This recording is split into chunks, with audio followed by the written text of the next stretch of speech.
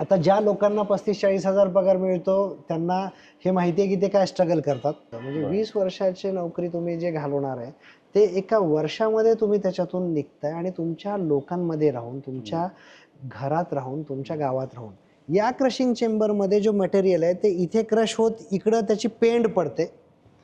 त्याच्यामुळे पेंडीला हात लावायचं काम नाही आहे आपण. आणि जे ऑइल इथं बनतं ते इकडे समजा ज्या पोझिशनला ऑइल बनतं त्या ठिकाणाहून ऑइल मागच्या साईडला इथून पडतं, जे कोल्ड प्रेस असतं, म्हणजे जे थंड असतं, त्याच्या नॅचरल टेम्परेचरला ते एक्स्ट्रॅक्ट केल्यासारखं असतं.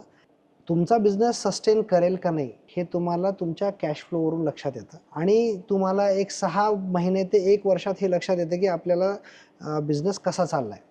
वेगवेगळ्या एरियामध्ये वेगवेगळे बिझनेसेस असू शकतात, पण भारत ॲग्रीटेकची एक खासियत आहे की ते असे बिझनेस निवडतं की ज्याच्यामध्ये तुम्हाला कोणत्याही एरियात जर तुम्ही चालू केला तर तो बिझनेस 365 दिवस चालता यावा, म्हणजे चालावा आणि कॅश फ्लो चांगला राहावा असे बिझनेस आपण सुचवतो. मित्रांनो नमस्कार. मी सध्या लातूर शहरातील भारत ॲग्रीटेक या कंपनीमध्ये आलेलो आहे आणि आपल्यासोबत कंपनीचे संचालक आहेत शेखर पत्रावळे सर. तर मित्रांनो, तुम्हाला जर 365 दिवस कुठलाही व्यवसाय करायचा असेल तर तुम्ही हा व्हिडिओ शेवटपर्यंत बघावा. आपण आता या ठिकाणी वेगवेगळ्या मशिनरी बघतोय. तर या मशिनरी कुठल्या आहेत आणि तुम्हाला कसा व्यवसाय करता येईल, तरुण असो की वृद्ध, म्हणजे जे सेवानिवृत्त झाले, ज्यांना असं वाटतं की आपलं वय झालं आहे, आपण आता काही करू शकत नाही, तर त्यांच्यासाठी सुद्धा हा व्हिडिओ खूप महत्त्वाचा ठरणार आहे. तर सरांसोबत आपण चर्चा करू आणि त्यांच्या कंपनीची माहिती जाणून घेऊ. सर नमस्कार, आपलं स्वागत आहे. नमस्कार सर. थोडक्यात आपल्या कंपनीविषयी आमच्या दर्शकांना माहिती द्या. ओके, माझं नाव आहे शेखर पत्रावळे आणि आपली कंपनी आहे भारत ॲग्रीटेक, जी लातूर महाराष्ट्रामध्ये आहे. आपल्या या भारत ॲग्रीटेक कंपनीमार्फत आपण नवीन नवीन जे उद्योग लोकांसाठी फायदेशीर आहेत असे छोटे आणि मध्यम उद्योग करण्यासाठी ज्या लागणाऱ्या मशिनरीज आहेत, करण्यासाठी लागणारे जे स्किल्स आहेत ते आपण लोकांना देतो. बरं, तर आपल्याकडे कुठल्या कुठल्या मशिनरी बनवल्या जातात? आपण वेगवेगळ्या मशीन्स बनवतो. उदाहरणार्थ आपण कोल्ड प्रेस ऑइल मशीन बनवतो, आपण कॅटल फीड मशीन बनवतो. त्यामध्ये परत आपण जे पेंड बनवायचे मशीन असतात, म्हणजे पशुखाद्य बनवायच्या, त्या मशीन्स बनवतो. गोळी पेंडसुद्धा त्यातलाच एक भाग आहे. त्याच्यानंतर मका भरडा मशीन बनवतो. त्यानंतर पिठाच्या ज्या गिरणी आहेत, कोल्ड प्रेस टाईप ज्या प्रोसेस आहेत त्या बनवतो, ज्याच्यामध्ये क्वांटिटी पण चांगली बनते, त्या मशीन्स आहेत. त्यानंतर वूड पॅलेट मशीन जे आहेत, जे एक फ्यूल म्हणून वेगवेगळ्या कंपनीत कामाला येतं. ॲग्री वेस्टपासून जे ब्रिकेट बनतात त्या मशीन्स आपण बनवतो, छोट्या ब्रिकेट मशीन. तुम्ही पाहत असाल कमर्शियलमध्ये ब्रिकेट मशीनमध्ये लोकांना मोठमोठ्या मशीन, जिथे 50-60 लाख रुपयाच्या इन्व्हेस्टमेंटच्या मशीन्स सुचवल्या जातात, पण आपल्याकडे छोट्या ब्रिकेट मशीन ज्या एक 5-10 लाखाच्या इन्व्हेस्टमेंटमध्ये लोक सुरू करू शकतील आणि त्यामध्ये एक चांगला बिझनेस त्यांना वाढवता येईल, तर अशा मशीन्स आपण बनवतो. त्याबरोबर वूड क्रशर, वूड चिपर, जे वर्षाच्या 365 दिवस जे बिझनेस चालू शकतात, अशा बिझनेसेस आपल्याकडे, मशिनरीज त्याला लागणारे स्किल्स त्या सगळ्या आपल्याकडे उपलब्ध आहेत. असे काही तुमच्याकडे उदाहरणं आहेत की ज्यांनी अपेक्षा सोडली होती आपण काही करू शकत नाही आणि आज ते उभे राहिलेले, अशी काही उदाहरणं आहेत? असे बरेच उदाहरण आहेत. त्यातलं एक उदाहरण आहे, जे एक इंजिनियर व्यक्ती होता, युवा व्यक्ती. आता तुम्ही पण समजू शकता की एक इंजिनियर झाला की त्याच्या घरच्यांच्या, त्याच्या पाहुण्यांच्या, त्याच्याकडून अपेक्षा खूप असतात की आता हा मुलगा चांगला सेट होईल आणि चांगलं करेल, पण त्या इंजिनियरलाच माहिती असतं की त्याला काय स्ट्रगल आहे. तो इंजिनियर प्रयत्न करून पुण्याला गेला, तिथे एका कंपनीमध्ये, चांगल्या कंपनीमध्ये सर्व्हिसला पण लागला. आणि त्या कंपनीमध्ये जेव्हा तो इंजिनियर म्हणून सर्व्हिसला लागला त्यावेळी तुम्हाला पण माहिती आहे की सुरुवातीला 1 किंवा 2 वर्ष स्ट्रगलचे असतात. ते स्ट्रगलचे वर्ष तर त्यांनी घालवले, त्यात त्याचा खर्च निघत नव्हता. त्यांनी घरच्यांना कन्व्हिन्स केलं की बाबा मला सुरुवातीला बेस बनायला थोडा वेळ लागेल. 2 वर्ष चेक केलं. 2 वर्षानंतर सुद्धा त्याचे जे काही त्यांनी स्किल वापरले ते वापरून सुद्धा नोकरीच असते. म्हणजे त्याला त्यावेळी पगार माझ्या माहितीनं 35-40 हजार पडत होता आणि तेवढा पगार पडून सुद्धा त्याला तिथले खर्च वजा जाता गावाकडे जे पैसे पाठवत होता त्या पैशामध्ये काहीच भागत नव्हतं, म्हणजे फार कमी पैसे त्याचे जात होते गावाकडे. आता ज्या लोकांना 35-40 हजार पगार मिळतो त्यांना हे माहिती आहे की ते काय स्ट्रगल करतात. अगदी 15,000 मध्ये सुद्धा लोक प्रयत्न करतात राहण्याचा, पण ते कसं आहे माहिती का, आपण लाईफ जगतोय फक्त, जगतोय. म्हणजे आपण दुसऱ्याला हेल्प पण नाही हो करत. हो हो त्या शिक्षण युवकाला वगैरे एवढं घेतलंय. परेशानी होते की त्याला असं वाटू लागलं की मला घरच्यांनी एवढं चांगलं शिकवलं, मी घरची जिम्मेदारी उचलण्याऐवजी आज घरच्यांनाच विचारतोय की मला अडचणी येतं काय करू, बरोबर. आणि घरून परत प्रेशर सुरू झालं की आता लग्न करायचंय. आता लग्न करायचं म्हणजे सगळ्याचा विषय आला की बाबा बरोबर. लग्नाचा मुलगा आहे, लग्न करायचं, हां, आणि हां. त्याला हे माहिती आहे की लग्न करायचं म्हणजे परत खर्च आले, ते खर्च सस्टेन होऊ शकत नाहीत. मग ते ज्यावेळी त्यांना लक्षात आलं त्यावेळी त्यांनी असं ठरवलं की आता आपल्याला ह्याच्यातून बाहेर निघालं पाहिजे, आणि ह्या दुष्टचक्रातून बाहेर निघायचं म्हणजे काय करायचं, तर स्वतःचा बिझनेस करायचा. तर त्यांनी त्यांच्या मित्राला फोन केला जो संभाजीनगरमध्ये, तो पण एका वेगळ्या कंपनीत फार्मास्युटिकल इंडस्ट्रीमध्ये होता, आणि मग दोघांनी मिळून ठरवलं की नाही आपण आता स्वतःचा बिझनेस करू गावाकडे. आणि त्यांचं मंठा म्हणून गाव आहे, त्या गावामध्ये त्यांनी बिझनेस सुरू केला. ते आपल्याकडे भारत ॲग्रीटेक लातूरला आले, त्यांनी मशीन पाहिली, सगळं चेक केलं. अगोदर त्यांचा निर्णय चुकला होता काही बिझनेस करतानाच, पण त्यात सुद्धा त्यांचा टाइम गेला. नंतर त्यांना ज्यावेळी कळालं त्यांनी आपली मशीन लावली. आज प्रॅक्टिकली आपली मशीन त्यांनी जेव्हापासून लावली आहे, म्हणजे आता त्याला आता 2 ते 2.5 वर्ष झाले, आणि ह्या पिरियडमध्ये त्यांनी एवढं चांगलं अर्निंग केलं आहे. ते म्हणतायत मी 10-20 वर्ष नोकरीमध्ये जे कमवू शकणार नाही ते आम्ही एका वर्षात कमवतो. म्हणजे 20 वर्षाची नोकरी तुम्ही जे घालवणार आहे ते एका वर्षामध्ये तुम्ही त्याच्यातून निघताय, आणि तुमच्या लोकांमध्ये राहून, तुमच्या घरात राहून, तुमच्या गावात राहून, म्हणजे तुम्ही तुमच्या लोकांमध्ये राहून लोकांना एक चांगला हेल्थ ऑप्शन देऊन, हेल्दी ऑप्शन देऊन खूप चांगल्या पद्धतीनं कमाई करू शकता.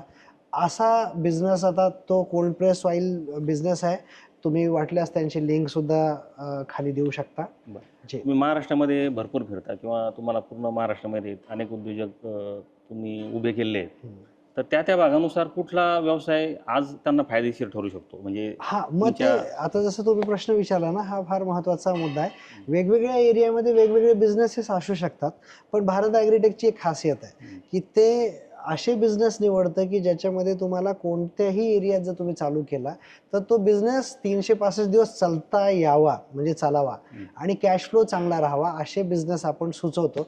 आता तुम्ही जो प्रश्न विचारला कोल्ड प्रेस ऑइल मशीन सोडता बाकी दुसरे बिझनेस, तर त्यामध्ये आता मी एक वूड पॅलेटचाच बिझनेस सांगतो. एक असाच 35 वर्षाचे व्यक्ती होते ज्यांच्या म्हणजे आता काय करावं हा पर्याय त्यांना सुचत नव्हता, आणि मग त्यांनी चेक केलं. असंच आमचा एक व्हिडिओ पाहिला आणि मग ते लातूरला आले भारत ॲग्रीटेकमध्ये. इथे आल्यावर त्यांना लक्षात आलं की आपल्याला बिझनेस वेगवेगळे आहेत, त्यात त्यांनी ऑप्शन निवडला वूड पॅलेटचा. कारण ते ज्या एरियात राहत होते त्या एरियामध्ये त्यांना त्याच्या अपॉर्च्युनिटीज चांगल्या वाटल्या. बऱ्यापैकी त्यांना जो लाकडाचा भुसा आहे तो भुसा भेटत होता, हे त्यांना ऑप्शन माहिती होतं की मला हे मिळेल. कारण लाकडाचा भुसा फार लोकांना आता LPG वगैरे झाल्यामुळे भुसा फार मोठ्या प्रमाणात कुणी घेत नाही. तुम्ही एक 10 किलो 20 किलो घ्यायला गेलं तर त्याचा रेट चांगला म्हणजे लोकांना मिळतो, पण जेव्हा तुम्ही क्वांटिटी टनामध्ये घेता ना, कुणाला टनामध्ये कस्टमर मिळत नाही, त्यांच्याकडे माल बराच पडलेला असतो, आणि मग ते टनामध्ये देताना बऱ्याच कमी किमतीमध्ये भुसा देतात. किंवा त्याला हे लक्षात आलं की ॲग्रीवेस्ट सुद्धा फार मोठ्या प्रमाणात त्याच्या एरियात उपलब्ध आहे, त्याचा यूज करून सुद्धा त्याला वूड पॅलेट बनवता येणार होत्या. त्यामुळे त्यांनी वूड पॅलेटचा बिझनेस सुरू करायचं ठरवलं, एकदम छोट्या जागेत. अगदी तुम्ही म्हणाल तर 20 बाय 20च्या जागेमध्ये छोट्या प्रमाणात त्यांनी तो बिझनेस सुरू केला. दररोज काही भुसा आणायचा, त्याचे वूड पॅलेट कन्वर्ट करायचे आणि विकायचे. हळूहळू आज त्याचं काम असं झालंय की एका दिवसाला आत्ता तो 2.5 टन वूड पॅलेट विकतोय, आणि खूप चांगल्या रेटमध्ये. त्या वूड पॅलेट मागे त्याला 1 किलो मागे जवळपास 5 ते 6 रुपये प्रति किलो मार्जिन मिळत आहे. म्हणजे तुम्ही आता अंदाज करू शकता की दररोज जर तो 2.5 टन विकत असेल तर त्याला काय मार्जिन पडतं. त्याचं कारण एवढंच आहे की त्यांना ती अपॉर्च्युनिटी कळाली आणि निर्णय घेतला. बरेच आपले युवक जे आहेत ना, आपल्या महाराष्ट्रामध्ये बरेच असे युवक आहेत की जे त्यांना माहिती आहे की नोकरी मिळत नाही आहे किंवा नोकरी केल्याने फार काही बचत होणार नाही आहे, पुढे काय. मग ते ठरवतात की बिझनेस करायचा, पण कोणता करायचा तिथे अडकतात, परत भांडवलात अडकतात. असे खूप आमच्याकडे येतात लोक की जे भांडवल नाहीये म्हणून विचार करतात, पण असे पण काही उदाहरण आहेत आपल्याकडे की जे फक्त भांडवल नाही म्हणून थांबले नाही, त्यांनी ठरवलं की नाही आपल्याला सुरू करायचंय. एक असंच एक उद्योजक आहे, त्यांनी आपल्या महाराष्ट्रातलंच उदाहरण सांगायचं म्हणजे जवळा बाजार मधले एक कस्टमर आहेत. त्यांनी त्यांच्याकडे पैसा काहीच नव्हता. त्यांनी त्यांचे 6 मित्र सोबत आणले, मला हे बिझनेस करायचा आहे, तुम्ही हा बिझनेस बघा, तुम्हाला योग्य वाटला तर मला सांगा. बिझनेस त्यांना एक योग्य वाटला, मित्रांनी सांगितलं की आम्ही तुला मदत करू, तू कर. आणि इथे ते व्हिजिटला ज्यावेळी आले ना, त्याच वेळी मित्रांनी त्याला एटीएम मधून पैसे काढून दिले लिटरली. आणि त्यांनी ती मशीन बुक केली, मित्रांच्या सहकार्याने मशीन चालू केली आणि 2च महिन्यामध्ये मित्रांना त्यांचे पैसे वापस करून टाकले. त्यांनी उद्घाटन सुद्धा त्या मशीन मधून पैसे कमवून मग 7 दिवसांनी उद्घाटन केलं.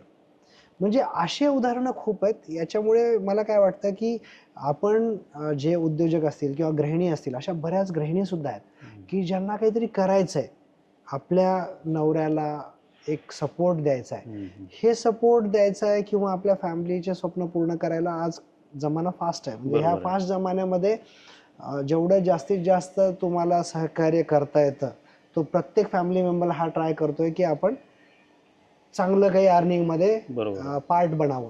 तर तसं खूप अशा गृहिणी पण आहेत ज्या स्वतःचा बिझनेस सुरू केलाय त्यांनी आणि त्या स्वतःच्या बिझनेस थ्रू आपल्या फॅमिलीला, घराला सपोर्ट करतायत.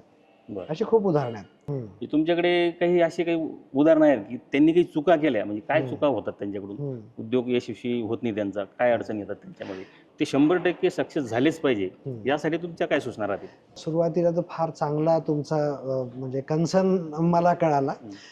प्रत्येक विद्यापीठात 100 विद्यार्थी आहेत, सगळेच चांगले होतात किंवा सगळेच मेरिटमध्ये येतात असं नाही. पण आमचा प्रयत्न असा असतो की त्यांना प्रत्येक गोष्ट आम्ही समजावावी, मार्गदर्शन करावं, जेणेकरून त्यांचं जे ट्रॅक आहे ना तो परफेक्ट राहील. कारण छोट्या उद्योगामध्ये, म्हणजे आपण महाराष्ट्राचं जर आपण गृहीत धरलं तर आपल्या महाराष्ट्रामध्ये बिझनेस माइंडेड लोक खूप कमी आहेत. त्यामुळे लोकांना ही आयडिया नाही की बिझनेसमध्ये सगळ्यात अगोदर काय लागतं. बिझनेसमध्ये प्रत्येकाला वाटते की मी आज बिझनेस सुरू केला, उद्यापासून मला लगेच कमाई सुरू झाली. असं होत नाही. बिझनेस करताना तुम्हाला काही त्याच्यासाठी टाइम द्यावा लागतो. जसं आपण लगेच जन्माला येत नाही, एक 9 महिने आपल्याला लागतात एक बाळ. तसंच बिझनेसचं आहे की बिझनेस, प्रत्येक कोणता बिझनेस तुम्ही सुरू करताय, त्या बिझनेसला सुरू केल्यानंतर थोडा टाइम तुम्हाला त्याला दिला पाहिजे की तो बिझनेस फ्लरिश व्हावा, त्या बिझनेसला त्याच्या पायावर उभा राहता यावं.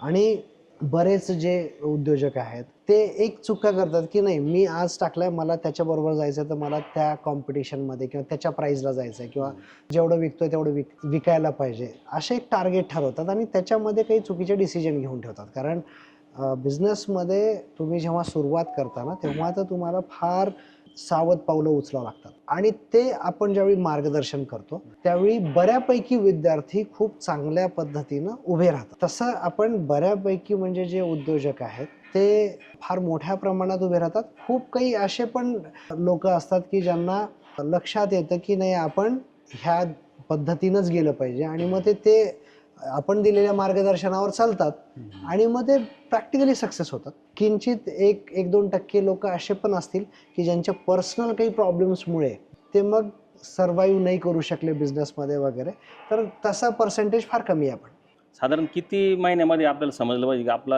हा उद्योग आहे, आपल्याला संयम ठेवायचा आहे 2-3 वर्ष किंवा जे काही कालावधी असेल, तर साधारण किती दिवसामध्ये आपल्याला किंवा किती महिन्यामध्ये समजते की हा आपला व्यवसाय पुढे जाईल किंवा आपण अजून याच्यामध्ये अडचणी देऊ शकतो? 3 वर्ष वाट पाहणं सुद्धा खूप मोठी गोष्ट आहे. परंतु एक साधारण एक लक्षण असतात की आपण किती पुढे जाऊ शकतो. नाही, बेसिकली तुम्ही जे विचारलेला प्रश्न आहे ना तो फार महत्त्वाचा आहे. मी ह्या मुद्द्यावर यायला पाहिजे होता अगोदर. तुम्ही जो आत्ता प्रश्न विचारला ना, शक्यतो माणसाने ज्यावेळी बिझनेस सुरू केला ना त्याच वेळी त्याला लक्षात येतं की आपला कॅश फ्लो कसा आहे. प्रॉफिट मार्जिन, आपण जे बोलू लागलो की प्रॉफिट मार्जिनला टाइम दिला पाहिजे तुम्हाला, पण तुम्ही तुमचा बिझनेस सस्टेन करेल का नाही हे तुम्हाला तुमच्या कॅश फ्लोवरून लक्षात येतं. आणि तुम्हाला एक 6 महिने ते 1 वर्षात हे लक्षात येतं की आपल्याला बिझनेस कसा चाललाय. 6 महिने ते 1 वर्षानंतर जर तुम्हाला वाटत असेल की नाही हा बिझनेस शक्य नाही, तर मग त्याच्यामध्ये लोकांनी टाइम घातला नाही पाहिजे. बरोबर. पण आपण जे शक्यतो बिझनेस बोलतो किंवा ज्या गोष्टी सांगतो त्या बिझनेस आणि त्या गोष्टीमध्ये किंवा त्या मार्गदर्शनामध्ये मॅक्झिमम बिझनेस हे 6 महिने ते 1 वर्षात सेल्फ सस्टेन होतात. बरं. त्यांचा कॅश फ्लो चांगला चालतो. प्रॉब्लेम कुठे येतो? बरेच जण बिझनेस करण्यासाठी सुरुवातीलाच फायनान्शियल कुबड्या घेण्याचा प्रयत्न करतात. म्हणजे काय तर जसं आज बिझनेसचा अनुभव नाही आहे, पण ते गव्हर्नमेंटची स्कीम आहे, सबसिडी आहे, सबसिडी आहे. म्हणून ते बँकेकडे सुरू करतात. चक्रा मारायला सुरू करतात. बँकवाल्याला काय पाहिजे? त्यांना वरून टार्गेट आलेले आहेत की बाबा तुम्ही उद्योजक उभे करा. हां. कारण सरकारचं खूप चांगलं म्हणणं आहे की ज्याला बिझनेस करायचा आहे त्याला उद्योग उभा उभा करून द्या. करून देऊ आपण. त्याला फायनान्स कमी पडतं त्याला देऊ, त्याला सपोर्ट करू. पण इथे गडबड काय होते माहिती का? एक रॉंग ट्रॅकला बरेच जातात. काय होतं, समजा आज मला बिझनेसची माहिती नाही आहे, मी बँकेत जातो, बँकवाला त्याचे सगळे क्रेडिबिलिटी बघतो आणि त्याला म्हणतो ठीक आहे आम्ही तुम्हाला कर्ज देऊ. समजा 100 लोकांपैकी 60 लोकांना त्यांनी सांगितलं आम्ही कर्ज देऊ. तर ते कर्ज घेताना त्यांनी समजा 10 लाखाचं प्रपोजल करायचं आहे, तर ते डायरेक्ट 20 लाखाचं 20 प्रपोजल लाखाचं. करून ठेवतात किंवा पुढे आपल्याला सपोर्ट हां. राहील. आणि मग ते घेऊन ते ज्या पद्धतीनं सगळे लायबिलिटीज तयार करतात, अगोदर काहीच लायबिलिटी नाही आहे, पण त्यांनी लगेच लोन घेतलं, मोठं लोन घेतलं, सबसिडी मिळेल, चांगली मिळेल म्हणून अगोदर सुरुवात करतात. आणि मग त्याचे सबसिडी तर गव्हर्नमेंटची 3 वर्षांनी येईल, वेगवेगळ्या स्कीम आहेत, वेगवेगळ्या पद्धतीनं सबसिडी येतात, पण त्या तुम्ही बिझनेसमध्ये सर्व्हाइव्ह केल्यावर तुमच्या कामी आहेत. सुरुवातीला जेव्हा माणसानं लोनचं लोड घेतं ना माणूस, त्यावेळी त्याच्या डोक्यात फक्त एवढंच राहतं की मला आता लोनचं रिपेमेंट करायचं आहे, मला आता हे करायचं आहे, आणि मग तो चुकीचे निर्णय घ्यायला सुरू करतो. बरोबर. म्हणजे आज लोनचा हप्ता आला म्हणून मग ठीक आहे मला एवढ्या कमीत कस्टमर आहे ना देऊन टाकू आपण, असे निर्णय घ्यायला सुरू करतो. त्यामुळे ज्याला कुणाला बिझनेस सुरू करायचा आहे त्याने अगोदर छोटा बिझनेस सुरू करावा, त्याचा अनुभव घ्यावा आणि मग त्याला मोठं करावं, आणि मग मोठं करताना गव्हर्नमेंटचा सपोर्ट नक्की घ्यावा. आपले कस्टमर आहेत, सुरुवातीला त्यांनी एक 10 लाख इन्व्हेस्ट केले आपल्या स्वतःच्या भागभांडवलातून, पाहुण्याकडून, घरच्यांकडून, आणि त्या बिझनेसला जेव्हा त्याला चांगला अनुभव आला, आज जवळपास 3.5-4 वर्षानंतर त्यांचा टर्नओव्हर खूप चांगला झाला. आज बँक त्यांच्या मागे होती की तुम्ही हे प्रपोजल करा, तुमचा बिझनेस खूप चांगला आहे, टर्नओव्हर चांगला आहे, आणि आज त्यांच्या बिझनेसवर जवळपास 2 करोडची ते फाईल करतायत. आणि त्या फाईलमुळे त्यांच्या बिझनेसला तर चांगला स्कोप येईलच, पण त्यांना 3-3.5 वर्षाचा अनुभव आहे. त्यांचा टर्नओव्हर, त्यांचं इन्कम, ह्या सगळ्या बेसिसवर त्यांनी स्वतः कॅल्क्युलेट केलं की मला या लोनसाठी किती व्याज भरावं लागेल, काय हप्ता येईल आणि मी कसा भरू शकेल. मग त्यांना मागचा जो अनुभव आहे त्या बेसवर ते पुढचा निर्णय घेऊ शकतात, आणि त्यांना मग त्या स्कीममध्ये फायदा पण होईल. कारण तुम्ही 10 लाखाची फाईल करून तुम्हाला फायदा काय होणार आहे? की कुठलाही उद्योग व्यवसाय सुरू करायचा असेल तर ज्या मशिनरी असतात त्या खूप महत्त्वाच्या असतात. म्हणजे मशिनरीमध्ये जर काही प्रॉब्लेम आला तर त्याचा पूर्ण त्याचा सेटअप बिघडू शकतो, त्याची आर्थिक परिस्थिती बिघडू शकते, किंवा जो त्याचा टाइम लिमिट असतो की आपण आता हे प्रोडक्ट या महिन्यामध्ये मार्केटला आणू, किंवा आपण असं स्वप्न तो बाळगत असतो. बरोबर. जो उद्योजक आहे, ज्याला व्यवसाय सुरू करायचा आहे, ते काय काळजी घेतली पाहिजे? म्हणजे तुम्ही स्वतः मशिनरी निर्मिती करतात, परंतु तुमच्याकडे काही असे लोक येतात, ते सांगतात आम्ही ही मशिनरी घेतली, आमचं लाखो रुपयाचं नुकसान झालं, आमचं सगळं शेड्यूल बिघडलं. तर काय काळजी घेतली पाहिजे मशिनरी खरेदी करताना? कुठलीही मशिनरी किंवा कुठल्याही कंपनीची मशिनरी खरेदी करताना आपण काय बघितलं पाहिजे? काय झालं साहेब, आजच्या ह्या युगामध्ये, म्हणजे आपण सोशल मीडिया युग म्हणू, सोशल मीडिया युगामध्ये बरेच जण बिझनेस समोर बघतात आणि मार्केटमध्ये तो बिझनेस सुरू करण्यासाठी, त्या मशीन घेण्यासाठी पडतात. याचा फायदा खूप असे लोक पण घेत आहेत की जे ट्रेडिंग, त्यांचा एकच कन्सेप्ट आहे की आज चालतोय ना ट्रेंड, तर त्याला ती मशीन अवेलेबल करू, ट्रेडिंग करू, विकून टाकू आणि मोकळं होऊ. असे बरेच उदाहरणं बघायला भेटले. आता आपलंच उदाहरण बघायचं झालं तर आपण Bharat agritech oil, cold press oil machine जी बनवतो, सेम यासारखा दिसणाऱ्याच मशिनी, म्हणजे सेम यासारख्याच दिसणाऱ्या मशीन असाच कलर करून, अगदी तुम्ही विश्वास नाही ठेवणार, अगदी मागे जसा लोगो आहे आपला किंवा मागे जे आपलं स्ट्रक्चर आहे तसेच स्ट्रक्चर उभे करून लोक खूप असे डायव्हर्ट करण्याचा प्रयत्न करतात. ते ट्रेडिंग करतात. मशीन कुणी चायनाहून आणतं, कुणी कुठून आणतं. मॅक्झिमम मशीन लोक जे आणतात ते चायनाहून आणतात. आणि त्याच्यानंतर काय होतं, त्यांना हे माहीत नाही की ह्याच्यात कोणता पार्ट लागणार आहे, काय लागणार आहे, कशामुळे लागणार आहे. आपण कोल्ड प्रेस का म्हणतो, मटेरियल कोणत्या पद्धतीचं वापरलं पाहिजे.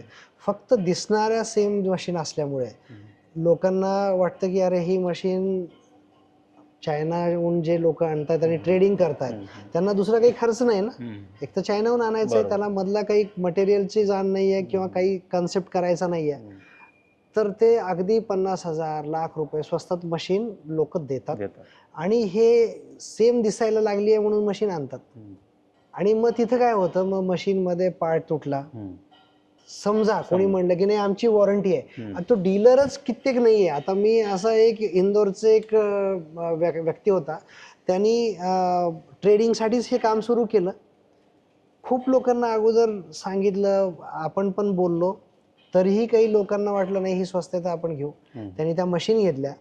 आज तो ट्रेडर नाहीये, म्हणजे तो त्यांनी बंद केला, कारण त्याला जो प्रॉब्लेम झाले की लोकांना पार्ट लागतोय आणि हा पार्ट देऊ शकत नाहीये किंवा त्याची एफिशियन्सी नाहीये. आज म्हणजे मशीनची एफिशियन्सी पण फार महत्वाची आहे. आता याचंच एक उदाहरण द्यायचं झालं तर आपण छत्तीसगडमध्ये एक कस्टमर आहेत, त्यांच्या गावामध्ये 6 ते 7 वेगवेगळ्या मशीन आहेत, बोल्ट टाईप आहेत. आपल्यासारख्या दिसणाऱ्या चायनाहून आणलेल्या काही मशीन आहेत ट्रेडरकडून.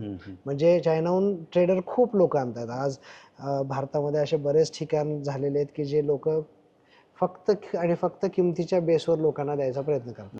तर तसे पण काही मशीन तिथं आल्या. ह्यांच्याच एका चुलत भावानी तशी मशीन आणली आणि ज्यावेळी हे बिझनेस ह्यांचा करायचा ठरला, ह्यांच्याकडे अगोदर बोल्ट टाईप होती, मग ह्यांनी त्यांच्या भावाची पण पाहिली, त्यांना फरक लक्षात आला. मग त्यांचा भाऊ त्यांना सांगू लागला, अरे तू कशाला आणतो, लाख रुपये स्वस्तात पडायले ना, आपण कशाला, आणि आपल्या जवळ आहे, आपण इथून घेऊ. त्यांनी सांगितलं नाही, मला भारत ॲग्रीटेकची मशीन जाऊन पाहिजे.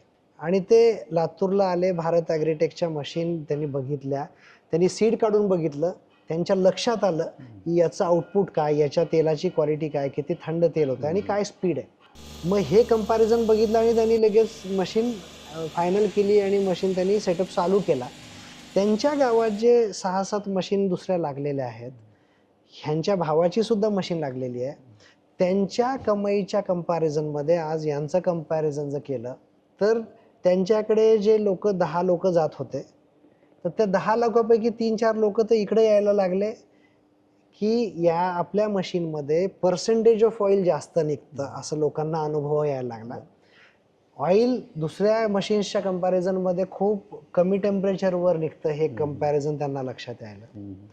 आणि जी स्पीड आहे ती स्पीड म्हणजे आज टाइम कोणालाच नाही आहे, त्यांनी 100 किलो आणले की त्यांना लगेच पाहिजे, तर ती स्पीड आणि ह्या सगळ्या गोष्टी ज्यावेळी त्यांनी कंपेअर केल्या, तर ह्या कंपॅरिझनमध्ये त्यांना लक्षात आलं की जो बिझनेस तो महिन्याला करतायत, जे डिफरन्स त्यांच्या भावाने बघून मशीन घेतली होती तेवढा डिफरन्स तर एक्स्ट्रा कमाईतच त्यांना महिन्यात निघतोय. म्हणजे आज त्यांच्या बिझनेसमध्ये जर बघायला गेलं तर लाईन ह्यांच्या दुकानासमोर कंटिन्यू आहे आणि दुसऱ्याच्या दुकानासमोर लोक वाट बघतात. का तर लोकांना एकच पाहिजे, भारत ॲग्रीटेकवर जे माल निघतोय, जी क्वालिटी निघते ती त्यांना पाहिजे. कॅटल फीडमध्ये पण असंच आहे. कॅटल फीडमध्ये बरेच लोक कमी किंमत आहे म्हणून घेतात, परत त्यांना डाय मिळत नाही, रोलर मिळत नाही, त्याची जी क्वालिटी आहे, कारण कॅटल फीड बनवताना त्याची एक प्रोसेस आहे.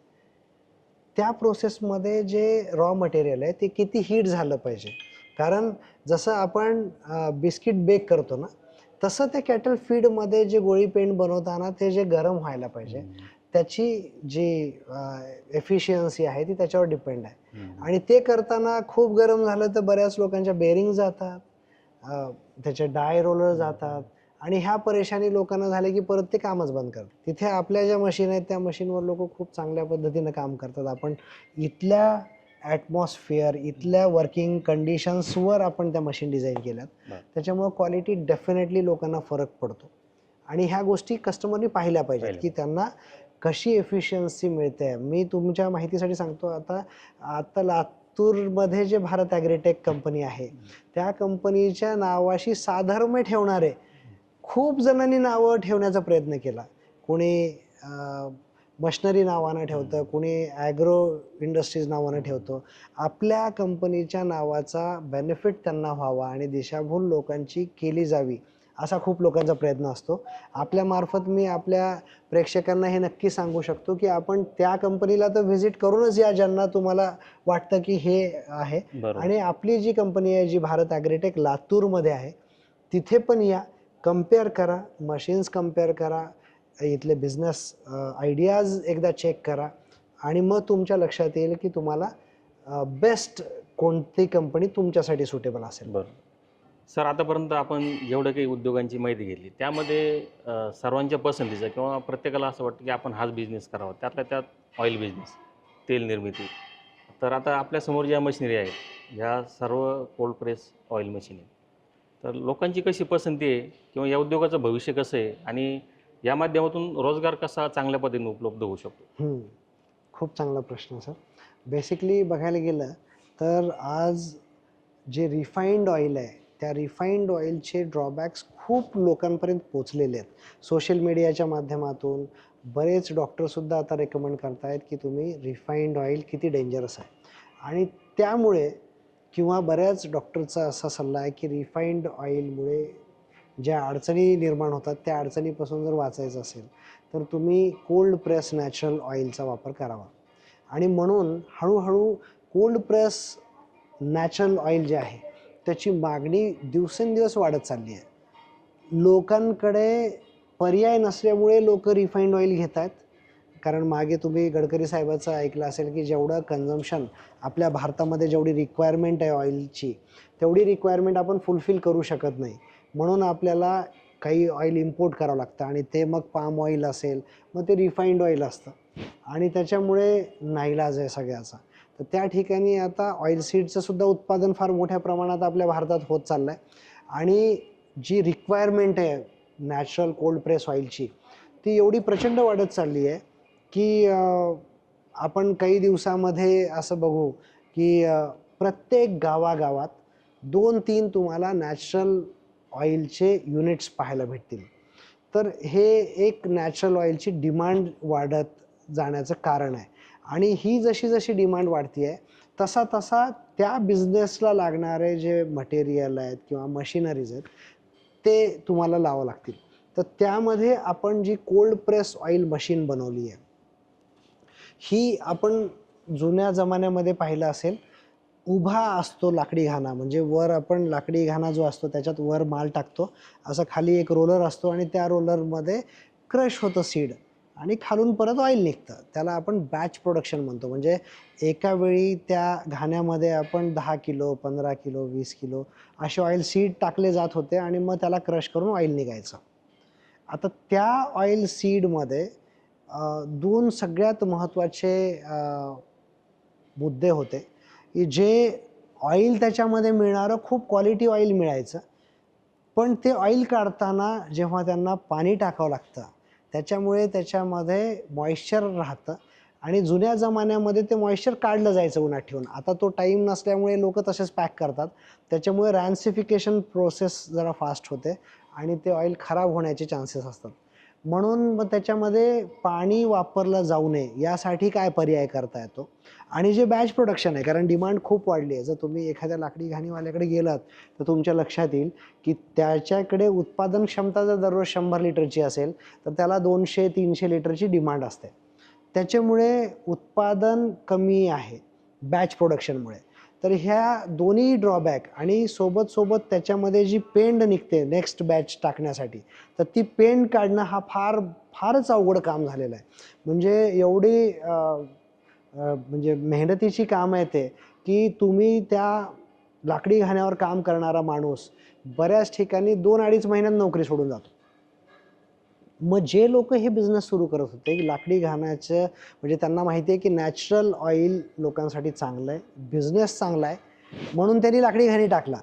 पण परत माणूस भेटत नाही आहे, प्रोडक्शन नाही आहे, त्यामुळे कुठेतरी फायद्याचा सौदा तो राहिला नव्हता. म्हणून मग आपण जी ही मशीन बनवली या मशीनमध्ये ते जशी उभी घाणा आहे तसा हा आपण म्हणू शकतो आडवा घाणा आहे. म्हणजे आपण आता इथे बघितलं तर या हुपरमध्ये आपण माल टाकतो आणि हे क्रशिंग चेंबर आहे. या क्रशिंग चेंबरमध्ये जो मटेरियल आहे ते इथे क्रश होत इकडं त्याची पेंड पडते. त्याच्यामुळे पेंडीला हात लावायचं काम नाही आहे आपण.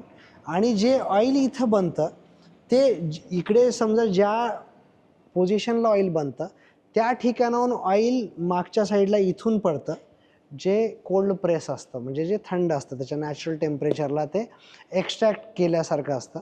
जे ॲटमॉस्फेरिक टेम्परेचर आहे त्यापेक्षा थोडं जास्त आणि लॅटेंट हीट ज्याची आहे त्याच्या रेंजमध्ये असतं. म्हणजे अगदी तुम्ही ऑइल हातामध्ये पकडू शकता. तुम्ही लाकडी घाणीवरचं जरी ऑइल तुम्ही काढल्या हातात पकडलं तर ते तुम्हाला चटका मारतं किंवा त्याला एकदम गरम असतं, ते तुम्ही हातात पकडू शकत नाही. पण आपल्या भारत ॲग्रीटेकच्या कोल्ड प्रेस ऑइल मशीनमधून निघालेलं ऑइल तुम्ही जेव्हा हातात धरता तुम्हाला लक्षात येईल, एकदम वार्म ज्याला म्हणतो आपण तसा एक टेम्परेचर त्याचं असतं आणि त्याच्यामुळे ह्याच्यामध्ये जे न्यूट्रियंट्स आहेत ते इंटॅक्ट राहतात.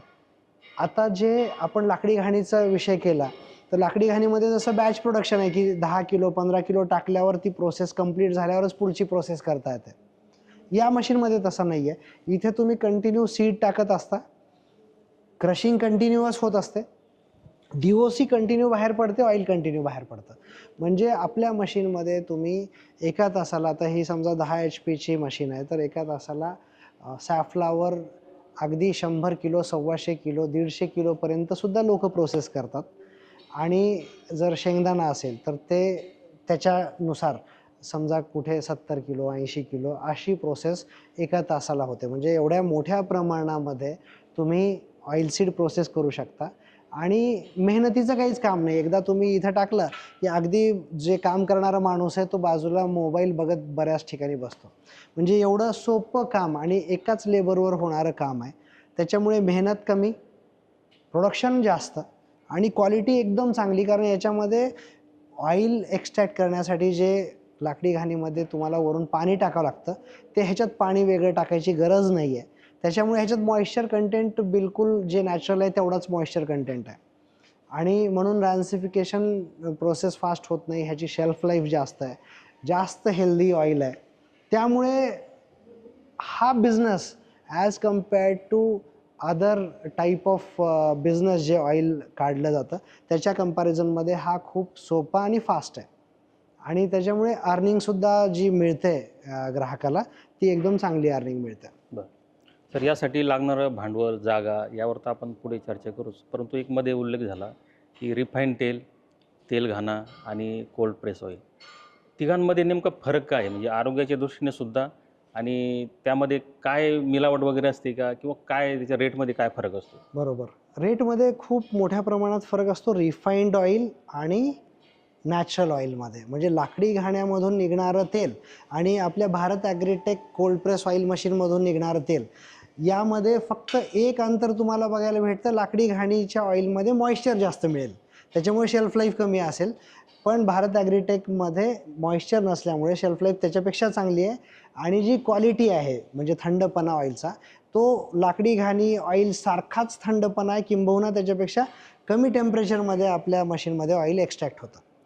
आता कंपॅरिझन जेव्हा आपण रिफाईंड ऑइलशी करतो तेव्हा जे शुद्ध तेल आहे नॅचरल ते तेल आणि रिफाईंड तेलामध्ये फरक हा आहे की रिफाईंड तेल जे प्रोसेस केलं जातं बऱ्याचदा ते पाम ऑइल, सोया ऑइल यापासून बनवलं जातं.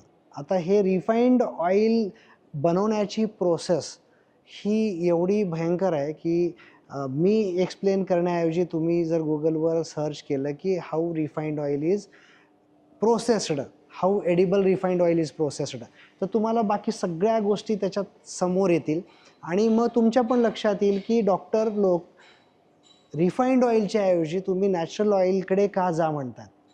आणि जसं तुम्ही विचारलं की हे कंपॅरिझन किंवा रेटमध्ये काय फरक आहे, तर रेटमध्ये अगदी रिफाईंड ऑइलचा रेट तुम्ही कितीही कमीमध्ये पाहू शकता. बऱ्याच वेळा अगदी तो 100 रुपये, 125 रुपये, 150 रुपये लिटरपासून ते ऑइल मिळतं. जेव्हा की नॅचरल ऑइल जर तुम्हाला एक्स्ट्रॅक्ट करायचं झालं, एक उदाहरण दाखल सांगतो मी. शेंगदाणा साहेब आज होलसेलमध्ये जर घेतला तर 90 रुपये किलो आहे आणि 1 किलो ऑइल एक्स्ट्रॅक्ट करायला जवळपास 2.5 किलो शेंगदाणा लोकांना लागतो. जे तुम्ही स्वतः जेव्हा लाकडी घाणीवर जाता शेंगादाणे देऊन क्रश करता तुमच्या लक्षात येईल की 2.5 किलो जवळपास शेंगादाणा लागतो 1 किलो एक्स्ट्रॅक्ट करायला. म्हणजे जर समजा तुम्हाला 200-250 रुपयाचा जर शेंगदाणाच लागत असेल नॅचरल जो तुम्हाला एक्स्ट्रॅक्ट करायला आहे 1 किलो ऑइल, तर त्या ठिकाणी तो शेंगदाणा तेल 100, 125, 150 रुपयाला कसा मिळू शकेल?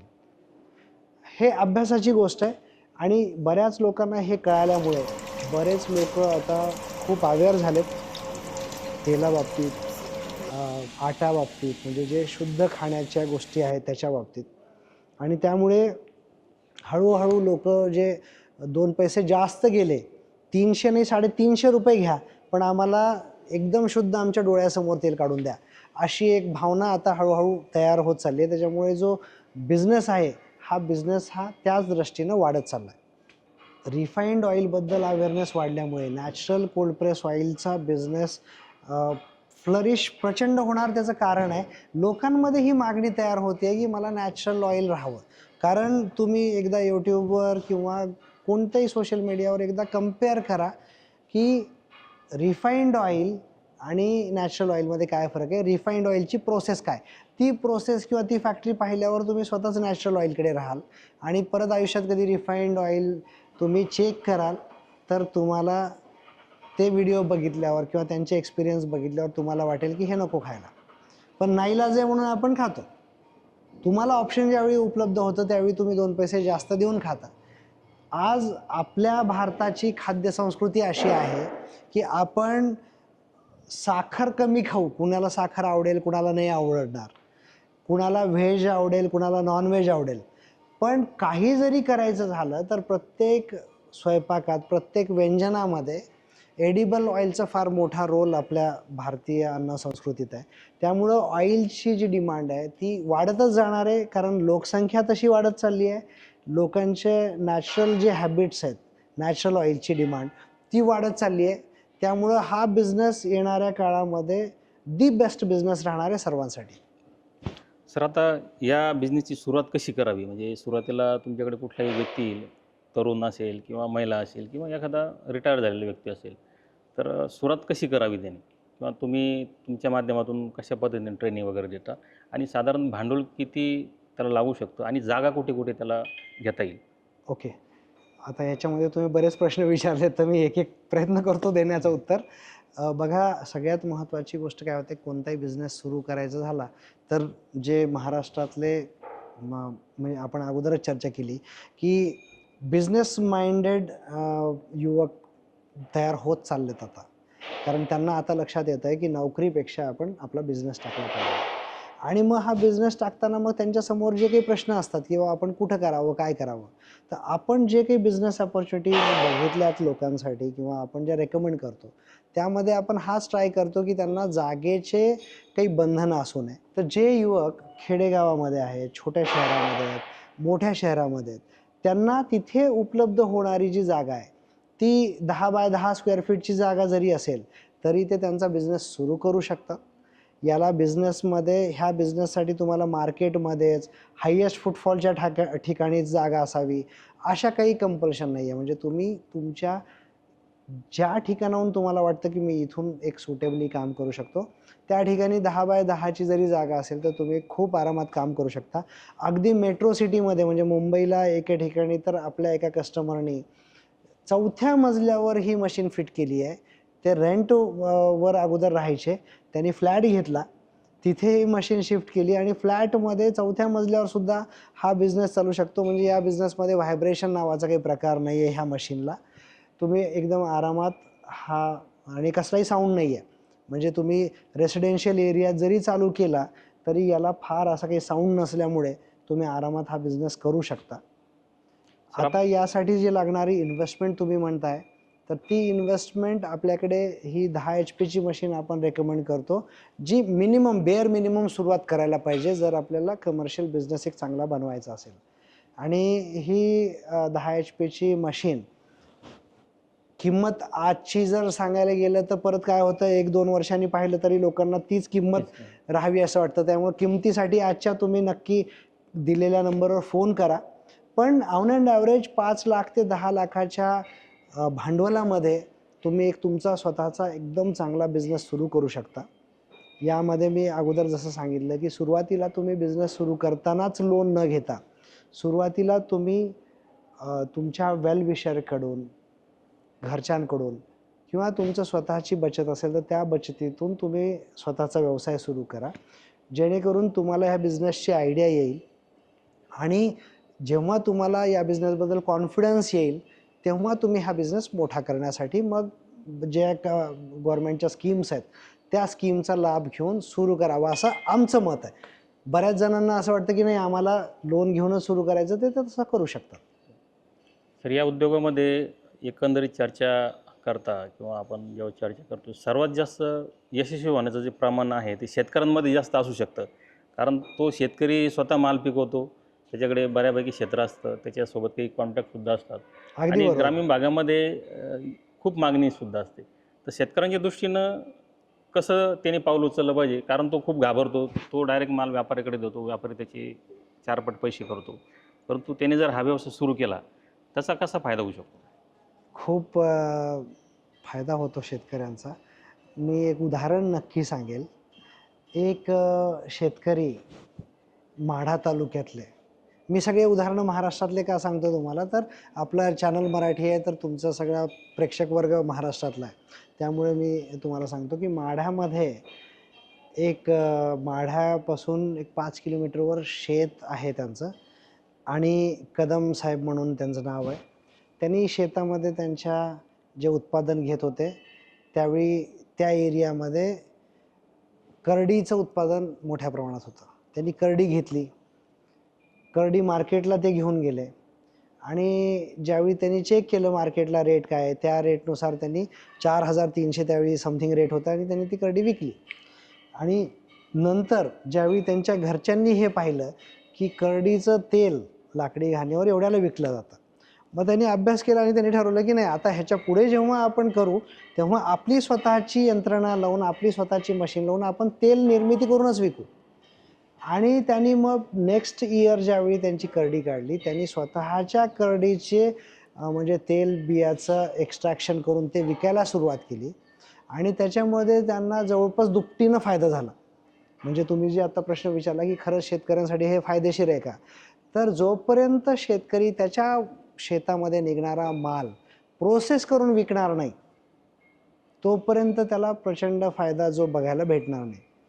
आणि हा बिझनेस किंवा इवन आता आपले बरेच असे कस्टमर आहेत, शेतकरी आहेत जे स्वतःचा गहू पण करतात आणि त्याचा स्वतःचा आटा बनवून ते मार्केटमध्ये विकतात. तर ती जी प्रॉफिटेबिलिटी आहे ती खूप मोठ्या प्रमाणात आहे. आणि आत्ता मी ज्यांचं उदाहरण सांगू लागलो तर त्या कदम मॅडम स्वतः आज ते बिझनेस बघतायत आणि त्या स्वतः एक मुख्याध्यापिका होत्या, प्रिन्सिपल होत्या एका इन्स्टिट्यूटच्या. त्यांनी या बिझनेससाठी रिझाईन दिलं आणि म्हणजे रिझाईन दिलं आणि त्यांनी स्वतः फुल टाईम हा बिझनेस बघायला सुरू केला. तर त्यांचे जे मिस्टर आहेत ते शेती करतात, त्याच्यामध्ये हे तेलबियाचं उत्पादन घेतात आणि ह्या ऑइलच्या बिझनेसमधून एकदम मोठ्या प्रमाणात अर्निंग करतात. आणि त्यांचं असं ठरलं आहे की जे त्यांनी माल विकतात ते शेतकरी म्हणूनच यांना देणार आणि हे उद्योजक म्हणूनच त्यांच्याकडून माल घेऊन त्याला प्रोसेस करतात. प्रॉफिट घरातच राहतं पण खूप मोठं आहे प्रॉफिट. शेतकरी असेल, गावातला व्यक्ती असेल किंवा महिला असेल, त्यांच्या मनामध्ये अजून एक प्रश्न आहे, ठीक आहे मशिनरी घेतली, सर्व माहिती वगैरे घेतली, अगदी बरोबर. पुढची लायसन किंवा ब्रँडिंग कसं करायचं, मार्केटिंग कसं करायचं, स्वतःचा ब्रँड कसं बनवायचं, यामध्ये थोडं अडकतात ते. तर यामध्ये तुम्ही काय सल्ला द्याल? आता ह्यामध्ये सगळेच अडकतात. जेव्हाही कोणता व्यापार सुरू करायचा म्हटलं की लायसन काय पाहिजे, ब्रँडिंग कशी करू, मार्केटिंग कशी करू, कुठं विक्री करू, हे खूप वेगवेगळे प्रश्न वेगवेगळ्या धर्तीवर आणि वेगवेगळ्या लेवलवर प्रत्येकाला पडतात. तर यासाठी माझी एक विनंती आहे, तुम्ही आपलं जे लातूर आहे, भारत ॲग्रीटेक लातूरमध्ये आहे, इथे तुम्ही जर आलात तर तुम्हाला या तुमच्या सगळ्या प्रश्नाची खूप चांगल्या पद्धतीनं आणि विस्तृत इन्फॉर्मेशन मिळेल, जेणेकरून तुम्हाला कोणतंही डिसिजन घेणं फार सोपं होईल. हजारो भारत ॲग्रीटेकशी जोडलेले ग्राहक हे खूप जबरदस्त त्यांचं अर्निंग चांगलं चालू आहे आणि खूप सॅटिस्फाईड आहेत. तर त्यामध्ये आमचं मशिनरीचा रोल तर फार महत्त्वाचा आहेच आहे. सोबत आमची टीम त्यांना जे मार्गदर्शन करते की तुम्ही या पद्धतीने पुढे जा. आणि ज्यावेळी ते मशीन न्यायला येतात त्यावेळी आम्ही काही त्यांचं एक छोटंसं ट्रेनिंग टाईप सेशन असतं, ज्याच्यामध्ये आम्ही त्यांना कोणत्या गोष्टी करायला पाहिजे, कोणत्या गोष्टी करायच्या नाही, हे सगळे मुद्दे सांगतो. म्हणजे तुम्ही आता जसं विचारलं की बाबा ₹150 मार्केटमध्ये उपलब्ध आहे आणि तुम्ही ₹300 तुम्ही कसं विकणार? तर हा प्रश्न प्रत्येकाला असतो. आता त्याचे जे सोल्युशन आहेत, आमचे खूप कस्टमर आज 300 नाही ₹350 लिटरनं विकतायत ऑइल आणि त्यांची डिमांडसुद्धा खूप हाय आहे. त्याचं कारणच आहे ते एक वेगळ्या आणि योग्य पद्धतीनं मार्केटिंग करणे. हां, कस्टमरला जे त्यांनी रेट देऊन घेत आहेत, कस्टमरला त्याला पाहिजे ती क्वालिटी आपण देतो आहे आणि मग तुम्हाला पाहिजे तो रेट तुम्ही घेऊ शकता. धन्यवाद सर. तर मित्रांनो, आज आपण लातूर शहरातील भारत ॲग्रीटेक कंपनीचे संचालक शेखर पत्रावळे सर यांच्यासोबत दीर्घ चर्चा केली आहे. खरं म्हटलं तर तुमच्या मनातल्या अनेक शंका या माध्यमातून दूर होणार आहेत. ज्यांना स्वतःचा व्यवसाय करायचा आहे, कुठलाही व्यवसाय असो, तो कशा पद्धतीने करता येईल याविषयी आता तुम्ही समोरचा जो नंबर आहे त्यावर कॉल करू शकता. जर तुम्ही लातूर शहरात जर आलात तर इथे त्यांची मोठी टीम आहे. त्या टीमच्या माध्यमातून सुद्धा तुम्हाला संपूर्ण माहिती दिली जाईल. कुठलाही उद्योग व्यवसाय सुरू करायचा असेल तर आपल्याला पूर्ण तयारी करणं गरजेचं असतं. कुठून तरी ऐकून आपण तो व्यवसाय सुरू करू नये. आपल्या भागातील मार्केट कसं आहे, आपल्या भागामध्ये काय उपलब्ध आहे आणि ग्राहकांची मागणी कशी आहे, यानुसारच आपण व्यवसाय करायला पाहिजे. आता जसं नोकऱ्यांची अस्थिरता आहे किंवा नोकऱ्यांमध्ये बऱ्याचदा अडचणी असतात, पगार कमी असतो किंवा आपल्या स्वप्नांना आकार देता येत नाही. तर अनेकांना वाटतं आपण उद्योग व्यवसाय करावा. आपण मोटिवेट होतो, परंतु ती चूक करू नये. संपूर्ण अभ्यास करावा. कमीत कमी 2 ते 3 वर्षे तुम्ही संयम ठेवला पाहिजे. तेवढं तुमच्याकडे भांडवल पण पाहिजे. तुमच्या आजूबाजूचं मार्केटचा तुम्हाला अभ्यास करता आला पाहिजे आणि तुम्हाला जर व्यवसायात यशस्वी व्हायचं असेल तर अशाच पद्धतीने तुम्ही संपूर्ण माहिती घेऊन पुढे पाऊल टाकलं पाहिजे. तर मित्रांनो, आजचा व्हिडिओ हा खूप अनेकांना मोटिवेट करणारा आहे, अनेकांच्या समस्या दूर करणार आहे. तुम्हाला अजूनही काही समस्या असतील, तुम्हाला व्यवसाय सुरू करायचंच असेल तर समोरच्या नंबरला कॉल करा किंवा सरांशी चर्चा करून तुम्ही पुढचा निर्णय घ्या आणि हा व्हिडिओ तुम्ही जास्तीत जास्त शेअर करा. धन्यवाद.